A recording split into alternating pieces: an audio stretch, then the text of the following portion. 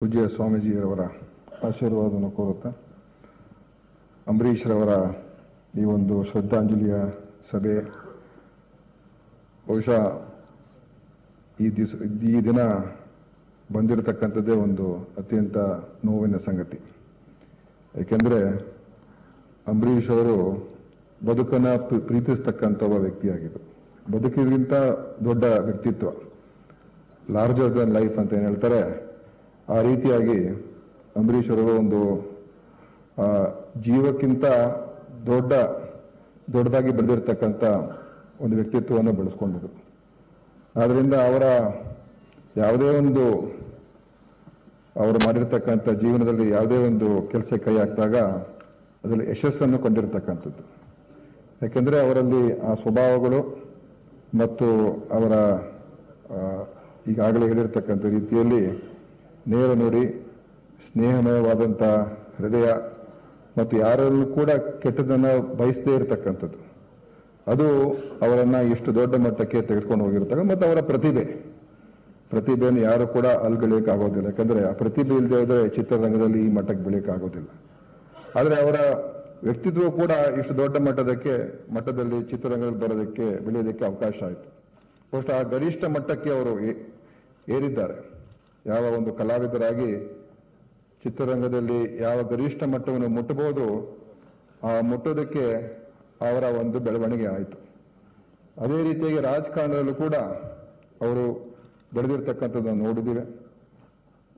ಕೇಂದ್ರದ ಸಚಿವರು, ರಾಜ್ಯದ ಸಚಿವರು ಮತ್ತು ಜನಪ್ರಿಯತೆಯಲ್ಲಿ ಬಹುಶಃ ಚಿತ್ರರಂಗದಲ್ಲಿ ಯಾವ ಗರಿಷ್ಠ ಮಟ್ಟಕ್ಕೆ ಏರಿದ್ರು, ರಾಜಕಾರಣದಲ್ಲಿ ಆ ಗರಿಷ್ಠ ಮಟ್ಟಕ್ಕೆ ಏರುವಂಥ ಸಾಧ್ಯತೆ ಇತ್ತು. ಅದರ ಆ ಮುಟ್ಟಕ್ಕೆ ಆಗಲಿಲ್ಲ ಅಂತ ಕೂಡ ನನ್ನ ಒಂದು ಭಾವನೆ. ಇನ್ನೂ ಅವರು ಹೋಗ್ಬೋದಾಗಿತ್ತು. ಯಾವ ಒಂದು ಕಾರಣಕ್ಕೆ ಅವರು ಜನಪ್ರಿಯರಾಗಿದ್ದರು, ಅವರ ಸ್ವಭಾವ, ಅವರ ಒರಟುತನ, ಅವರ ಮಾತುಗಳು ಮತ್ತು ನೇರವಾಗಿ ನಡ್ಕೊಳ್ತಕ್ಕಂಥದ್ದು, ಹಿಂದೆ ಮುಂದೆ ಹೆಚ್ಚು ಯೋಚನೆ ಮಾಡ್ತಾ ಇರಲಿಲ್ಲ. ಅವತ್ತಿನ ಸಂದರ್ಭಕ್ಕೆ ಭಾವನಾತ್ಮಕವಾಗಿ ಯಾವ ರೀತಿ ನಡ್ಕೋಬೇಕು ಅವತ್ತು ಆ ರೀತಿ ನಡ್ಕೊಂಡ್ಬಿಡ್ತಾ ಇದ್ರು. ಅದು ಬಹುಶಃ ಚಿತ್ರರಂಗದಲ್ಲಿ ಅದನ್ನ ಅಷ್ಟು ತೊಂದರೆ ಆಗಲಿಲ್ಲ. ಇನ್ನೂ ಅದರಿಂದ ಹೆಚ್ಚು ಜನಪ್ರಿಯತೆ ಸಿಕ್ತವ್ರಿಗೆ.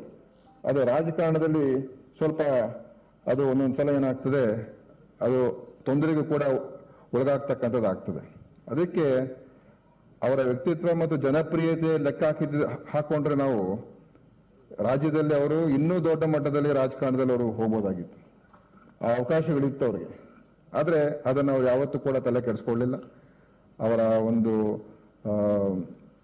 ಯಾವ ರೀತಿಯಾಗಿ ಅವರು ಬದುಕನ್ನ ಪ್ರೀತಿಸ್ತಾ ಇದ್ರು, ಬದುಕನ್ನ ಬಾಳಿದ್ರು, ಅದೇ ರೀತಿಯಾಗಿ ರಾಜಕಾರಣದಲ್ಲೂ ಕೂಡ ಅವರು ಏನನ್ನು ಕೂಡ ಬದಲಾಯಿಸ್ತೇನೆ, ನಾನು ಹೀಗೆ ಇರ್ತೀನಿ ಅಂತ ಹೇಳ್ಕೊಂಡು ಹೋಗ್ತಕ್ಕಂಥ ರೀತಿಯಲ್ಲಿ ಅವರು ಮಾಡಿದ್ರು. ಅದಕ್ಕೆ ಅಂಬರೀಷ್ ಅವರ ಅನೇಕ ಸ್ಮರಣೆ ಮಾಡ್ತಕ್ಕಂಥ ಸಂದರ್ಭಗಳಿದೆ. ಎಲ್ಲವನ್ನು ಹೇಳಕ್ಕೆ ಹೋಗೋದಿಲ್ಲ. ಈಗ ಮಾನ್ಯ ಮುಖ್ಯಮಂತ್ರಿಗಳು ಕೂಡ ಮಾತನಾಡೋರು ಇದ್ದಾರೆ. ಅದಕ್ಕೆ ಅವರ ಒಂದು ಚಿರಸ್ಥಾಯವಾಗಿ ಉಳಿತಕ್ಕಂಥ ರೀತಿಯಲ್ಲಿ ಸರ್ಕಾರವು ಕೂಡ ಕಾರ್ಯಕ್ರಮಗಳನ್ನು ತಗೊಳ್ತಕ್ಕಂಥದ್ದು ಮಾಡ್ತಾರೆ ಅಂತ ನನಗೆ 100% ವಿಶ್ವಾಸ ಇದೆ. ಮತ್ತು ಅವರ ನೆನಪು ಸದಾಕಾಲ ನಮ್ಮ ಜೊತೆಯಲ್ಲಿ ಇರಲಿ. ಅವರನ್ನು ಮರೆಯೋದಕ್ಕೆ ಸಾಧ್ಯ ಇಲ್ಲದೆ ಇರತಕ್ಕಂಥ ವ್ಯಕ್ತಿತ್ವ ಅವ್ರದ್ದು. ಯಾರನ್ನಾದರೂ ಭೇಟಿಯಾಗಿದ್ದು, ಒಂದ್ಸಲ ಭೇಟಿಯಾದರೂ ಕೂಡ ಅಂಬರೀಷ್ ಅವ್ರನ್ನ ಮರೀತಾ ಇರಲಿಲ್ಲ. ಅದಕ್ಕೆ ಇಡೀ ದೇಶದಲ್ಲಿ ಇವತ್ತು ಎಲ್ಲ ಕಾಶ್ಮೀರಿಂದ ಹಿಡಿದು ಕನ್ಯಾಕುಮಾರಿವರೆಗೂ ಅವರನ್ನ ಅನೇಕ ಜನ ಒಂದೆರಡು ಸಲ ಭೇಟಿಯಾಗಿದ್ರು ಕೂಡ ಅಂಬರೀಷ್ ಅವರ ಮೇಲೆ ದೊಡ್ಡ ಒಂದು ಪ್ರಭಾವವನ್ನು ಬೀರ್ತಾ ಇದ್ರು.